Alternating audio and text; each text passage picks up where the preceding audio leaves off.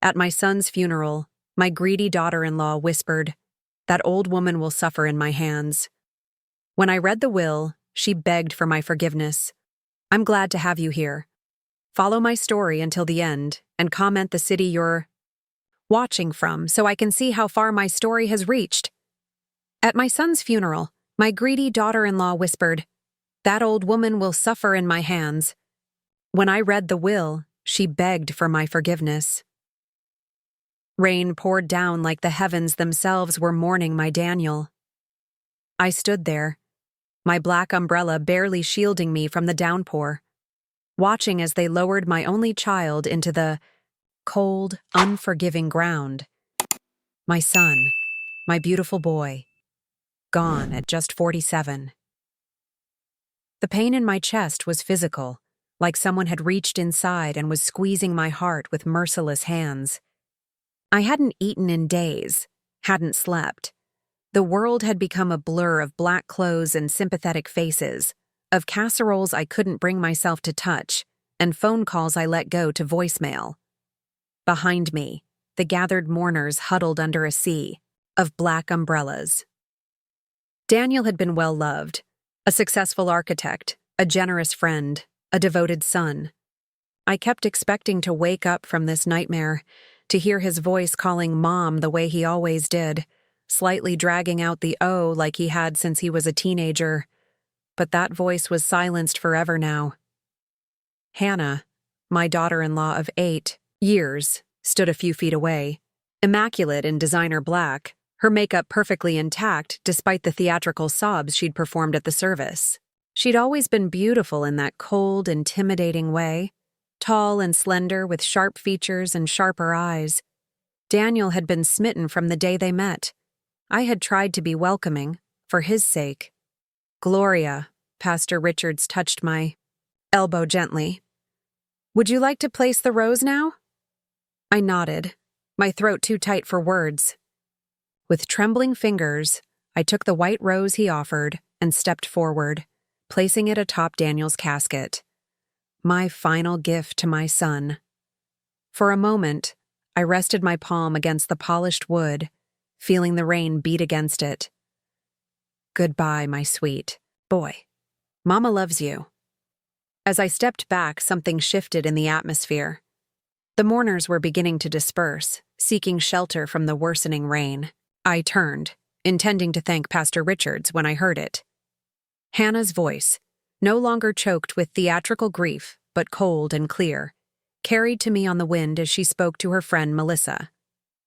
"Finally, once the will is read, I'll have everything," she murmured, her face twisted into something ugly.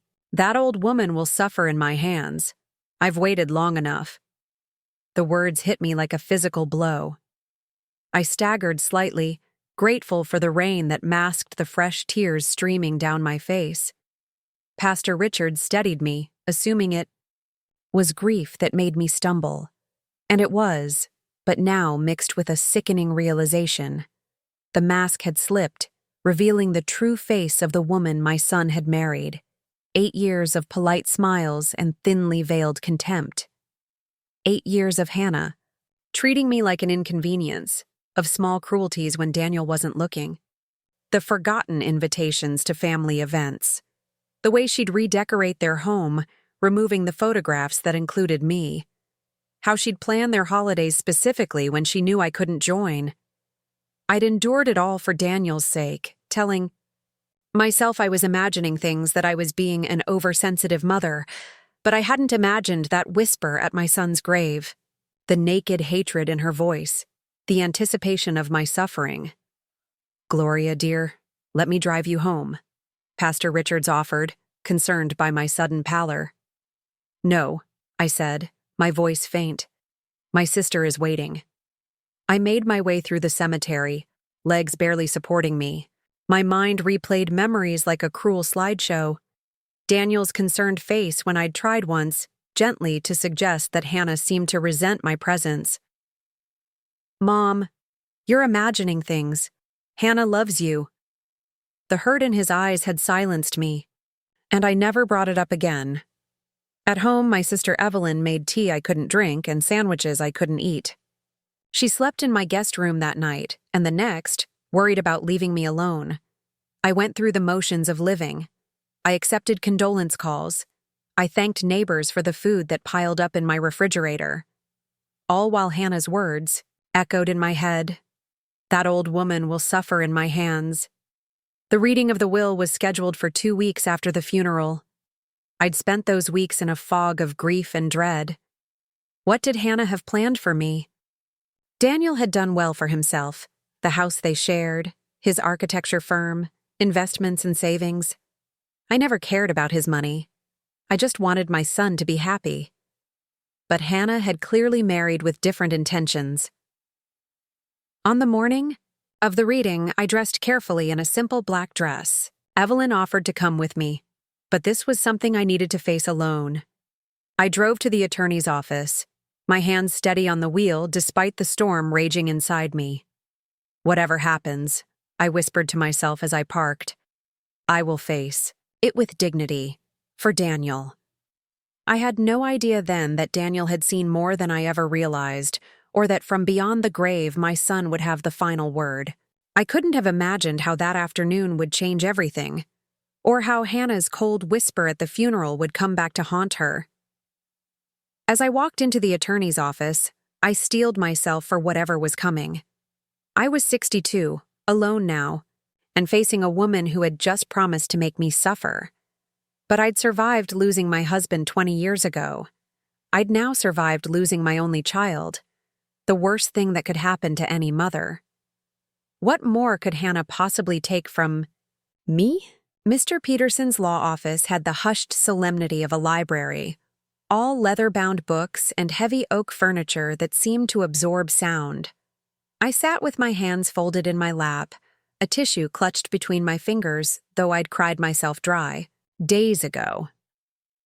Across the room, Hannah perched on the edge of her chair, a vision in black designer clothes, her wedding ring catching the light as she fidgeted impatiently. Mrs. Rivers will be here shortly, Mr. Peterson said to Hannah, his tone carefully neutral. He'd been Daniel's attorney for years, handling both his personal and business affairs. The slight nod he gave me contained more warmth than his professional demeanor allowed him to show. Hannah checked her watch for the 3rd time. I don't see why we needed Daniel's mother-in-law here. She has nothing to do with our estate. Our estate. The casual possessiveness in her voice made my stomach tighten. Mrs. Wallace, Mr. Peterson corrected her gently, was specifically requested to be present by your husband. Hannah's perfectly plucked eyebrows lifted. Fine, let's just get this over with. A knock at the door interrupted us as Daniel's business partner Richard entered with a somber nod.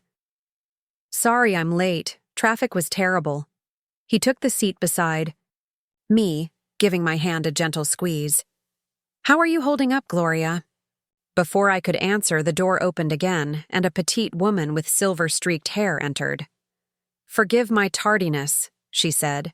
Mr. Peterson stood. This is Mrs. Rivers, Daniel's personal assistant. He gestured to the remaining chair. Now that everyone is here, we can begin. Hannah straightened, leaning forward slightly. The anticipation on her face was barely concealed. Before I read the formal will, Mr. Peterson began, I have been instructed to play this recording. He pressed a button on his computer, and suddenly Daniel's voice filled the room. My heart seized. If you're hearing this, then I'm gone. His voice was steady, so achingly familiar that tears I thought I'd exhausted began flowing again. I've asked Mr. Peterson to record this because there are things that need to be said, and I want them in my own words. Hannah shifted uncomfortably, glancing at the others. First, to my mother Gloria. His voice softened. Mom, I'm so sorry to leave you. You've been my rock since Dad died, always supporting me, always loving me unconditionally. I know the past. Few years haven't been easy for you, and I'm sorry I didn't do more. I pressed the tissue to my lips, stifling a sob. To Richard, my partner and friend. Thank you for everything. The firm is yours now, as we discussed. I know you'll take care of our people." Richard nodded solemnly, his own eyes glistening. "Mrs. Rivers, thank you for your loyalty. The package we discussed is in the safe. Mr. Peterson has the combination." The assistant nodded, dabbing at her eyes. Then Daniel's voice hardened slightly. "And Hannah, my wife." Hannah sat up straighter, a smile playing at her lips. "I've known for over a year about your affair with Jason. I've seen the texts. I know about your plans for after I was gone." The blood drained from Hannah's face. She opened her mouth to protest, but no sound came out. "I also know how you've treated my mother when you thought I wasn't watching." The accidentally deleted messages about family dinners. The cruel comments when you thought I couldn't hear. How you tried to isolate her, to make her feel unwelcome in our home. I sat frozen, the tissue crumpled in my fist. All those times I'd thought I was being oversensitive, imagining slights. Daniel had known. So I've made changes to my will. Changes that reflect the truth of our relationship, not the facade you've maintained. Hannah's face contorted with fury and fear. "This is ridiculous. He can't—" Mr. Peterson raised his hand. "Please allow the recording to finish, Mrs. Wallace," Daniel's voice continued. "The house we shared has been left to my mother, my shares in the firm to Richard, with instructions that my mother receives the dividends for her lifetime. My personal savings and investments are also to go to my mother, with specific bequests to charities we supported." A strangled sound escaped Hannah's throat.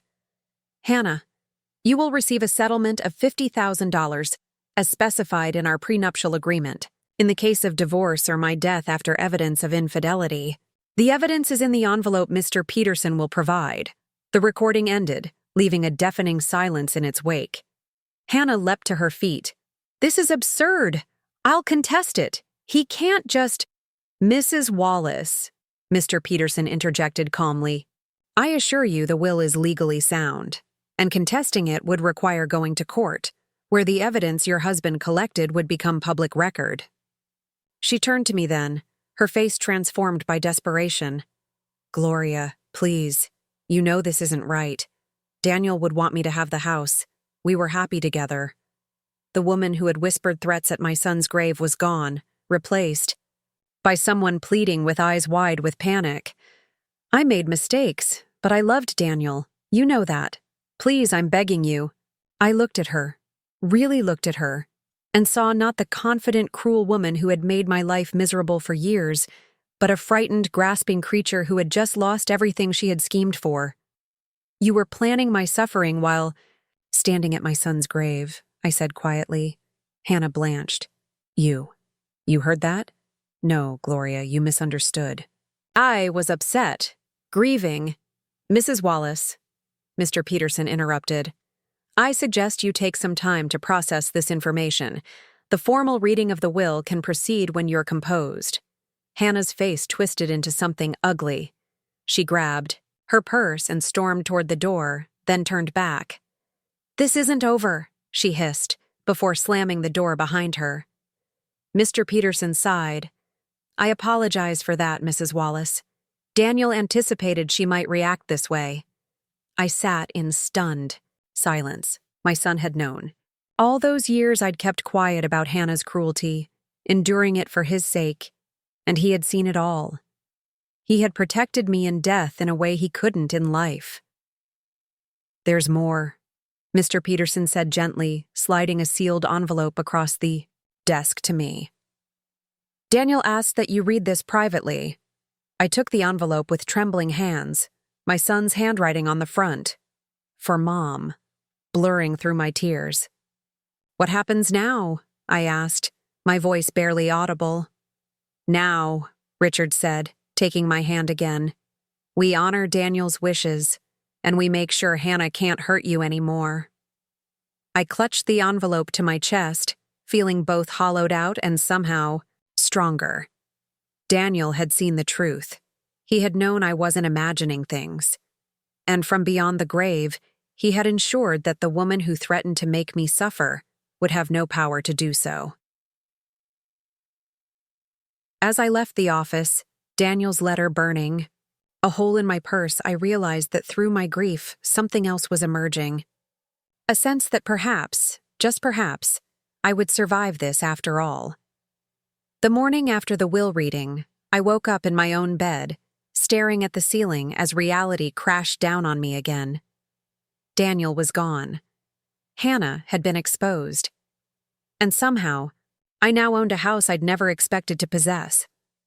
I reached for the letter on my nightstand, the one I'd read and reread until my eyes burned. Daniel's last words to me, written in his precise architect's handwriting. Mom, if you're reading this, then you know the truth about Hannah. I'm sorry I didn't confront her while I was alive. I kept hoping she would change, that the woman I fell in love with was still in there somewhere. I was a coward, and because of that, you suffered in silence. I started suspecting something was wrong 3 years ago, when you stopped coming over as often. I noticed how Hannah would forget to tell me you'd called, how family photos with you in them mysteriously disappeared. Then I saw how she spoke to you when she thought I wasn't listening, the subtle digs, the cold dismissals. Last year, I found messages between her and Jason. I confronted her, and she swore it was over. I wanted to believe her. But I installed cameras in our home afterward, not to catch her cheating again, but because I had a feeling there was more I wasn't seeing. The footage confirmed everything. How she talked about you when I wasn't home. How she laughed about the old lady with her friends. How she was just waiting for me to die so she could take everything. I'm leaving you the house because it was built with the money Dad left us. It should stay in the family. I'm leaving you everything else because you deserve security after everything you've sacrificed for me. I love you, Mom. I'm sorry I won't be there to see you find happiness again. But you will. You're stronger than anyone I've ever known. All my love. Daniel, I folded the letter carefully and placed it back in its envelope. My cheeks were wet again, but the tears felt different somehow. Less desperate. My son had seen me. Really seen me. Even when I thought he hadn't. The doorbell rang, startling me from my thoughts. Through the peephole, I saw Hannah looking uncharacteristically disheveled in yesterday's clothes. I opened the door but blocked the entrance. Hannah! Gloria, please. Her eyes were red-rimmed, her makeup smudged. Can I come in? We need to talk. Against my better judgment, I stepped aside. She rushed in, dropping her designer purse on my sofa like she'd been here 1,000 times before, though she'd always found excuses not to visit. This is all a misunderstanding, she began, pacing my small living room. Daniel was confused, manipulated. That assistant of his, Mrs. Rivers, she never liked me. She probably poisoned him against me. I sat down, watching her performance with new clarity. Why are you here, Hannah? She stopped pacing and knelt before me, taking my hands in hers. I resisted the urge to pull away. Gloria, you know how much I loved Daniel. Those messages he found, it was just flirting, meaningless. I was lonely. Daniel worked so much. She squeezed my hands, her eyes wide and pleading. And I never meant to make you feel unwelcome. I was just jealous of your relationship with him. You were so close. The lies flowed so smoothly from her lips that I almost admired her skill. Almost. What do you want, Hannah? I asked again, my voice firmer. She blinked. Then her face softened into what she probably thought was a daughterly expression. I think we should honor what Daniel would have really wanted. The house, our home. He built it for us, for our future. You have your own place. You don't need it. And you do? Of course, it's my home. For a moment, her mask slipped, revealing the entitlement beneath. She quickly composed herself. But I understand you're his mother. We could share. I could sell it and split the proceeds with you. I gently extracted my hands from hers. Daniel, was very clear about his wishes. Her eyes hardened slightly. Daniel wasn't thinking clearly at the end. The medication, the pain. She shook her head sorrowfully. He wasn't himself. His will was changed 8 months ago, Hannah, before his diagnosis. She stood up abruptly, her pretense of grief giving way to calculation. Fine. Let's be practical. I need time to find somewhere else to live, to process all this. Surely you won't throw me out immediately. I studied her. This woman who had married my son for his money, who had systematically tried to remove me from his life, who had whispered threats at his funeral. You have 30 days, I said finally. That's standard for tenants in California. Tenants? She spat, mask falling completely. I'm his wife. You were his wife, I corrected quietly. Now you're someone who needs to find a new place to live. She snatched up her purse. This isn't over, Gloria. You think you've won, but you haven't. I was with Daniel for 8 years. I have rights. You have 30 days, I repeated. And Hannah? I've changed the locks on the house. Don't bother using your key. After she stormed out, I sat in the sudden silence, my heart pounding. I'd done it. I'd stood up to her without crumbling. Daniel would have been proud. My phone rang. Richard checking in after yesterday's drama. She came by, I told him. Full. Performance, tears, pleas, then threats. He sighed. I'm not surprised. Listen, Gloria, there's something you should know. I've been going through the firm's finances, and there are some irregularities. Money missing from accounts Hannah had access to. My stomach dropped. What are you saying? I think she may have been embezzling. Small amounts at first, then larger sums as Daniel got sicker. I'm still investigating, but I wanted to warn you. She's desperate and potentially dangerous. After we hung up, I sat there, processing this new information. Hannah hadn't just been cruel. She'd been stealing from my son. The betrayal ran even deeper than I'd realized. That evening, I drove to Daniel's house. My house now, according to his will. I hadn't been inside since before he'd moved to hospice care 3 months ago. Even then, Hannah had made it clear my visits weren't welcome. I parked in the driveway, staring up at the beautiful modern home my son had designed. With trembling hands, I used the new keys Mr. Peterson had given me and stepped inside. The entryway was immaculate, just as I remembered. But as I moved through the house, something felt off. Drawers were slightly ajar in the study, file cabinets left open. In Daniel's home office, the safe behind his painting was open and empty. Hannah had already been here, taking what she could. I sank into Daniel's desk chair, overwhelmed. What else had she taken? What else was she planning? The house felt suddenly less like a sanctuary and more like a battleground. My phone buzzed with a text from an unknown number. You'll regret this, old woman. You have no idea who you're dealing with. I stared at the message, my hands shaking but my resolve hardening. Hannah thought I was just a grieving old woman she could intimidate. She was about to learn how wrong she was. The next morning, I arrived at Daniel's house, my house, with reinforcements.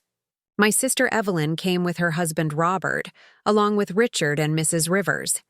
After discovering Hannah's ransacking, I wasn't taking any chances. This is worse than I thought, Mrs. Rivers murmured, surveying the study where files had been, dumped from drawers. She was looking for something specific. The backups, Richard said grimly. Daniel kept records of everything. If she was embezzling, he would have documented it. Mrs. Rivers nodded. He did. That's why I brought this. She patted the leather satchel she'd been carrying. Copies of everything he gave me for safekeeping. Financial records, security footage, emails, all of it. I felt a rush of gratitude for these people who had known my son so well, who were now protecting his legacy, and me. Let's secure the house first, Robert suggested, then figure out what's missing. While the others checked windows and changed locks, I wandered into Daniel's bedroom. Hannah had cleared out her clothes and jewelry, but left behind the wedding photo on the nightstand. I picked it up, studying my son's smiling face next to the woman who had betrayed him. As I set it down, I noticed the edge of something poking out from beneath the bed. Kneeling with effort, I pulled out a cardboard box labeled simply Mom in Daniel's handwriting. My breath caught. With trembling hands, I lifted the lid. Inside were dozens of items I'd never expected to see again. The clay handprint Daniel had, made in kindergarten. The Father's Day card he'd created for his dad the year before he died. Photos of us, camping trips, graduations, ordinary days made extraordinary through memory. At the bottom lay a leather journal. Opening it, I recognized Daniel's handwriting immediately. September 15th. Had dinner with Mom tonight. Hannah claimed she had a headache and couldn't come. When I got home, she was fine, watching TV with a glass of wine. She does this every time I plan something with Mom. October 30th. Found Mom's birthday card in the trash. Hannah swears she was going to mail it tomorrow, but I saw her open it earlier. She's been forgetting things like this more often lately. December 24th. Christmas Eve at our house. Hannah seated Mom at the far end of the table, away from me. When I tried to switch seats, she made a scene about the place settings being ruined. Mom just smiled and said it was fine, but I could see the hurt in her eyes. The entries continued, spanning years. Daniel documenting the slow, deliberate campaign Hannah had waged to distance me from him, his growing suspicions, his guilt at not confronting her directly. The final entry was dated just weeks before his diagnosis. I've been a coward. I've watched Hannah hurt my mother for years, making excuses, hoping things would improve. Mom never complains, just accepts whatever scraps of time Hannah allows her to have with me. I need to fix this. If anything happens to me, I need to make sure Mom is protected. Tears blurred my vision as I clutched the journal to my chest. Daniel had seen everything. Had been planning to confront Hannah, to make things right, when his illness struck. Gloria? Evelyn's voice broke through my thoughts. She stood in the doorway, concern etched on her face. What did you find? I showed her the box, the journal. As she read, her expression hardened. That witch, she muttered. If I'd known half of this, I didn't want anyone to know, I admitted. I thought I was just being oversensitive, that it was my fault somehow. Evelyn squeezed my hand. It was never your fault. We carried the box downstairs where the others were gathered in the kitchen. Found something, Richard announced as we entered. He had a laptop open on the counter. Hannah transferred $75,000 from one of Daniel's business accounts to her personal account 3 weeks ago, right after he went into hospice. Mrs. Rivers nodded grimly. And there's more. I found these in the documents Daniel gave me. She spread several papers on the table, credit card statements in Hannah's name but linked to Daniel's accounts. Look at the charges. Luxury shopping sprees. Expensive hotel stays on days Hannah had claimed to be visiting her sister. Jewelry. Designer clothes. And most damning of all, repeated charges at a hotel downtown, dating back more than a year, always on the same day of the week. She was meeting someone, I said quietly. Jason Mercer, Mrs. Rivers confirmed. He works at the architecture firm across town. Daniel hired a private investigator last year after he found the first messages. I sank into a chair, overwhelmed by the extent of Hannah's betrayal. Not just the cruelty toward me, but the systematic way she'd deceived and stolen from my son, while he was alive, then tried to take everything after his death.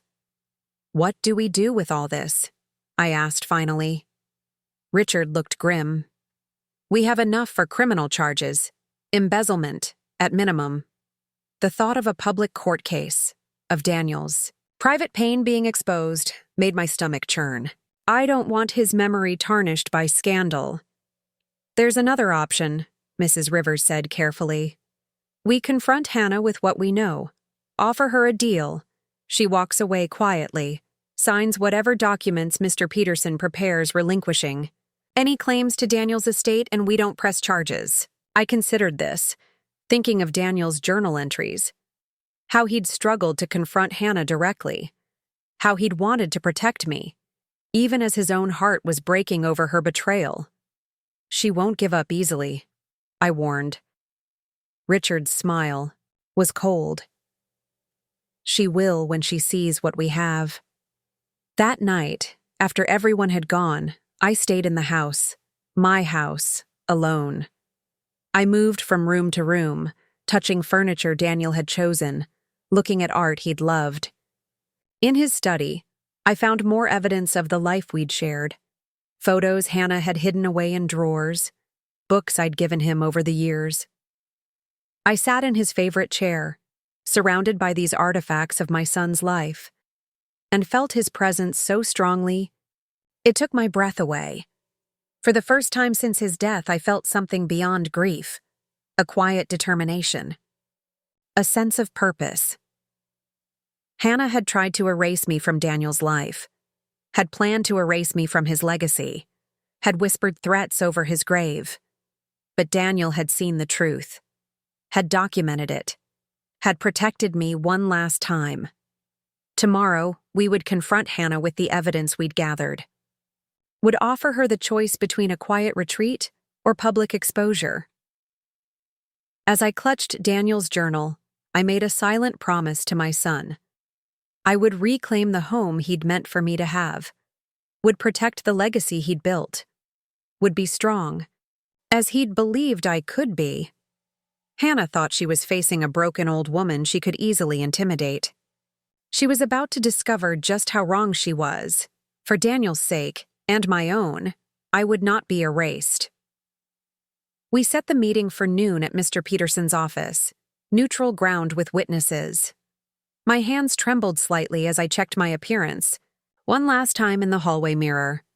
I'd chosen a simple navy dress Daniel had always liked, my silver hair freshly styled. Not for Hannah's benefit, but for my own. I needed to feel strong today. You ready for this? Evelyn asked, squeezing my arm. I nodded, though my stomach churned. As ready as I'll ever be. The drive to the attorney's office passed in tense silence. Richard had called that morning to confirm Hannah had agreed to the meeting, though she'd demanded to bring her own lawyer. Fine by me. Let her waste money on legal counsel. We had truth on our side. When we arrived, Mr. Peterson ushered us into the conference room where Richard and Mrs. Rivers were already waiting.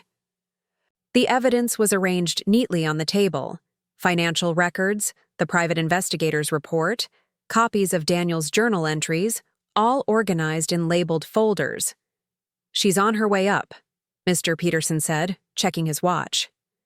Remember, stay calm no matter what she says or does. We have the upper hand here. At precisely noon, the door opened.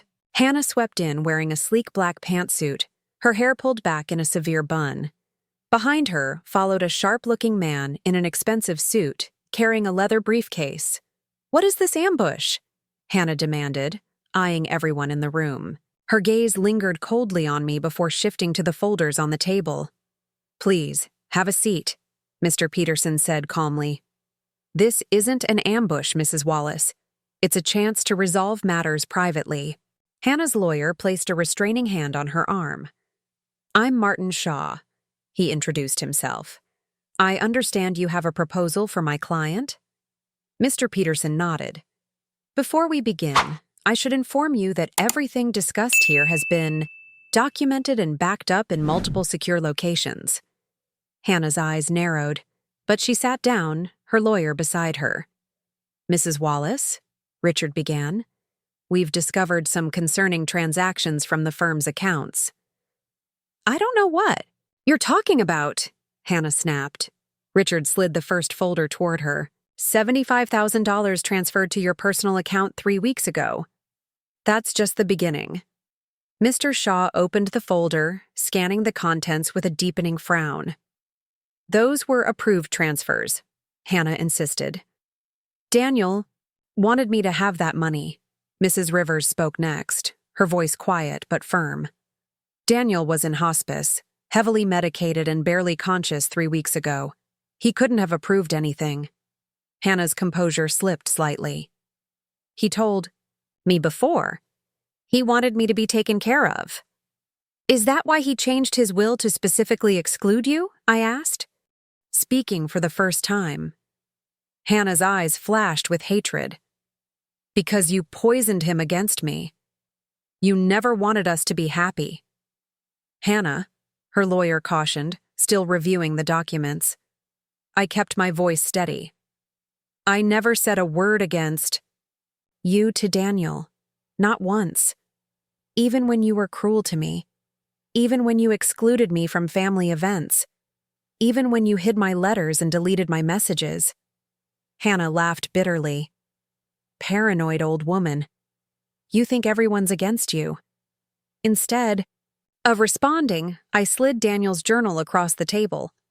Hannah stared at it, recognition dawning in her eyes. Where did you get that? From my son's bedroom. He documented everything, Hannah.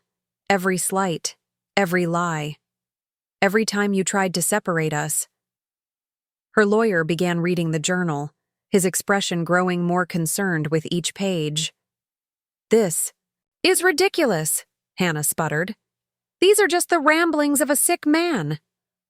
Most of these entries predate his illness by years, Richard pointed out. And they're corroborated by other evidence. Mrs. Rivers opened another folder, like the security footage Daniel installed last year. We have videos of you discussing his illness with your boyfriend, planning how you'd spend his money after he died.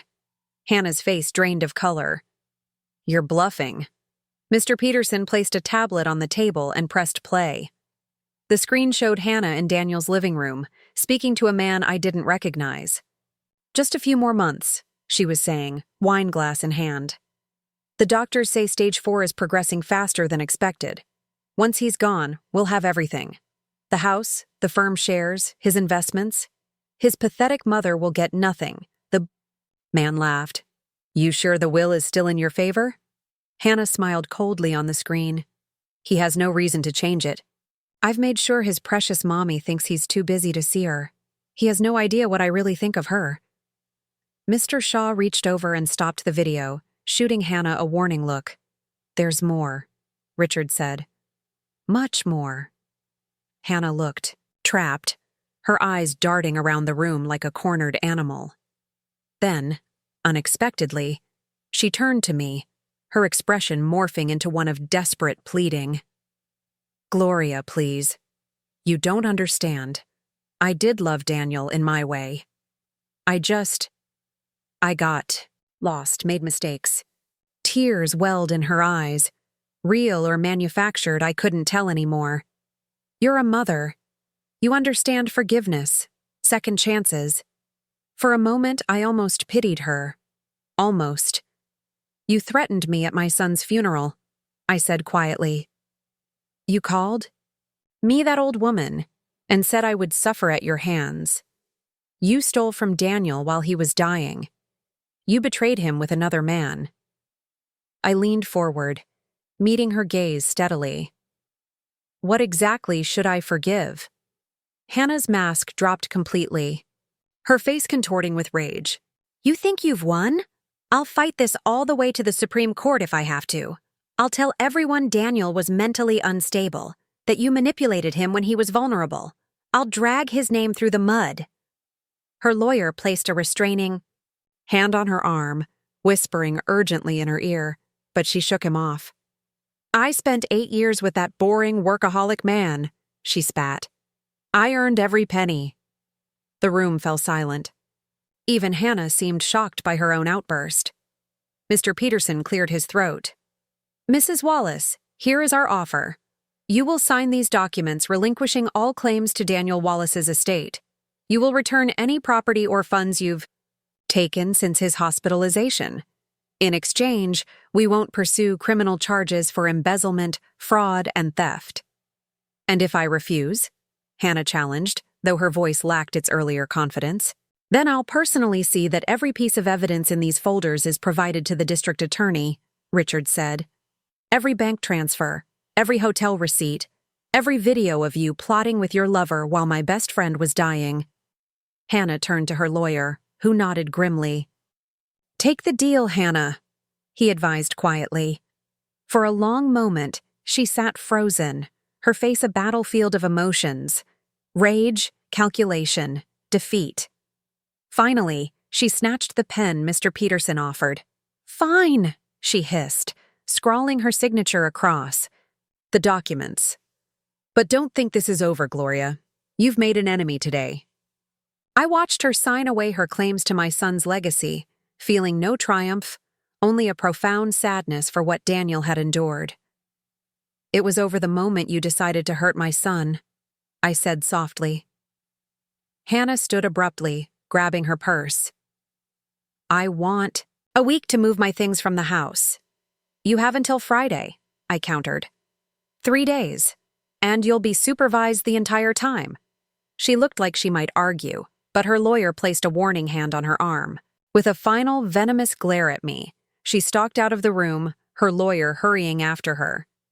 As the door closed behind them, I exhaled slowly, feeling as though I'd been holding my breath for years.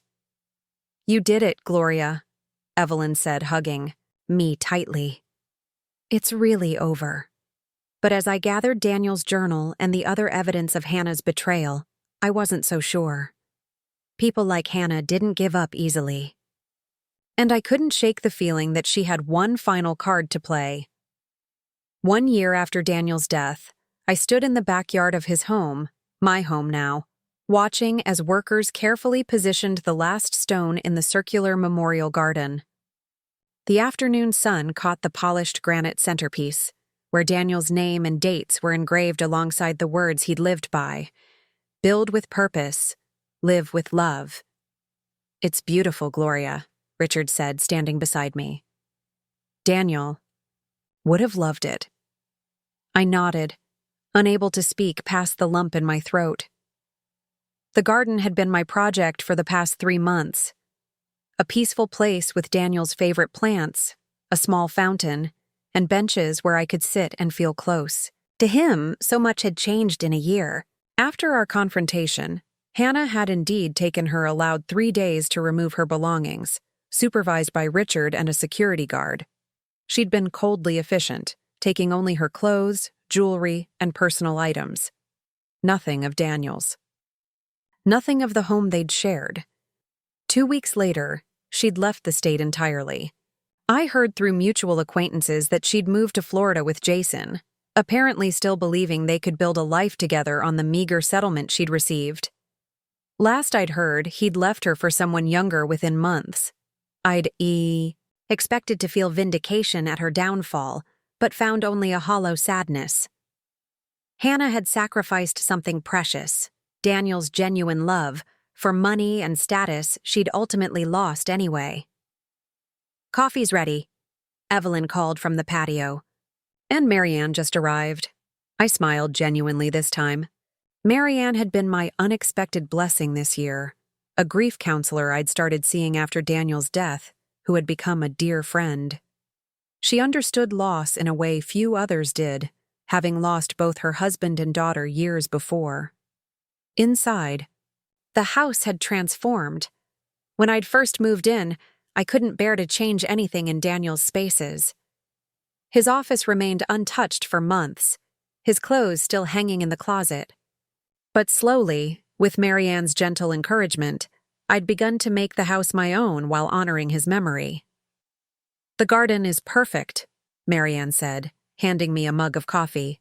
A beautiful tribute. Thank you for suggesting it, I replied. You were right. Having a project helped. We settled in the living room, where photographs of Daniel through the years now sat proudly on shelves and tables. No more hiding his childhood photos. No more minimizing my presence in his life. I have news, Richard announced, setting down his coffee. The Daniel Wallace Scholarship Fund is officially established. The first architecture student will receive funding next fall. Tears pricked my eyes. He would be so proud. The scholarship had been my idea, using some of Daniel's investments to help young architects who shared his passion for sustainable design. A way to ensure his vision continued even after he was gone. Have you decided about the other matter? Evelyn asked carefully. I nodded. I'm going to do it. The grief support group starts next month. This had been Marianne's suggestion, creating a group specifically for parents who had lost adult children.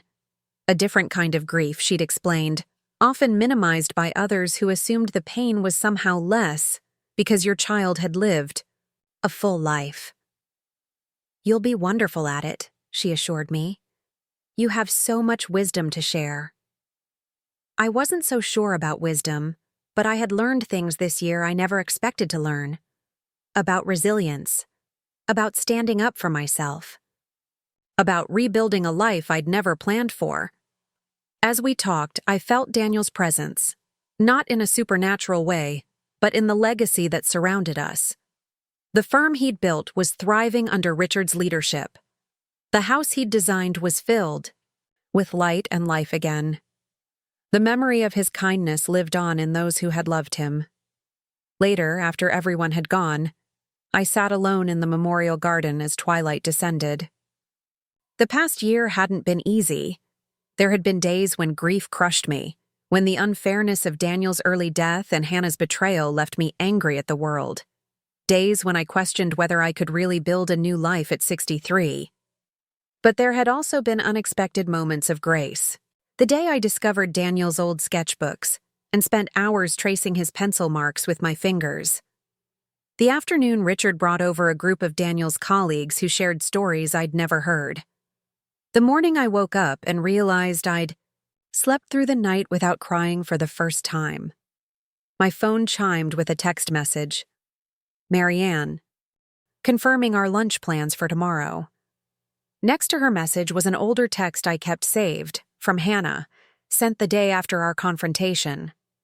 You think you've won, but you've lost everything that matters. You're still just a lonely old woman, with nothing but an empty house.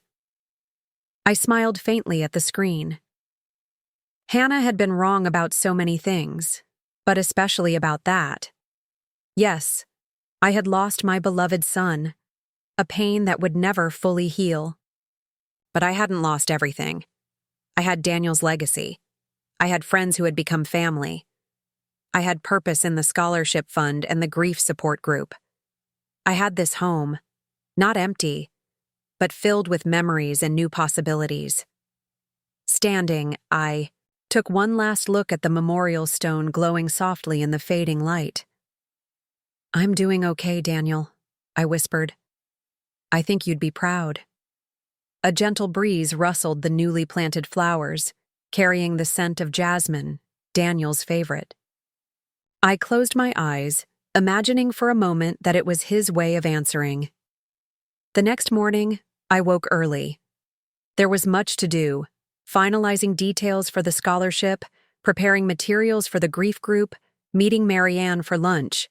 A full keys day, a purposeful day. As I made coffee, I glanced out the kitchen window at the memorial garden, now bathed in early morning light. For so long, I'd defined myself primarily as Daniel's mother. When he died, I'd feared that identity had died with him, but I'd discovered something unexpected in the ashes of loss. I was still Daniel's mother, would always be Daniel's mother. But I was also Gloria Wallace, a woman with her own strength, her own voice, her own future to build. Hannah had threatened to make me suffer, believing I was nothing without my son. She couldn't have been more wrong. Daniel had known better, had seen my strength even when I couldn't see it myself, had ensured I would have the resources to rebuild. In his final letter to me, the one I still kept in my bedside drawer, he'd written, "You're stronger than anyone I've ever known, Mom. You'll find your way forward, even through this." As I stepped outside to feel the morning sun on my face, I knew he had been right. The path forward wasn't the one I would have chosen. The loss of Daniel left a wound that would never completely heal. But I was walking that path with growing confidence, building something new from the ashes of what was lost, creating a life that honored Daniel's memory while embracing new possibilities. Hannah had threatened to make me suffer. Instead, she had inadvertently set me free, and in that freedom, I had found not just survival, but the beginning of a new chapter I never expected to write. Now I'm curious about you who listened to my story. What would you do if you were in my place? Have you ever been through something similar? Comment below, and meanwhile, I'm leaving on the final screen 2 other stories that are channel favorites, and they will definitely surprise you. Thank you for watching until here.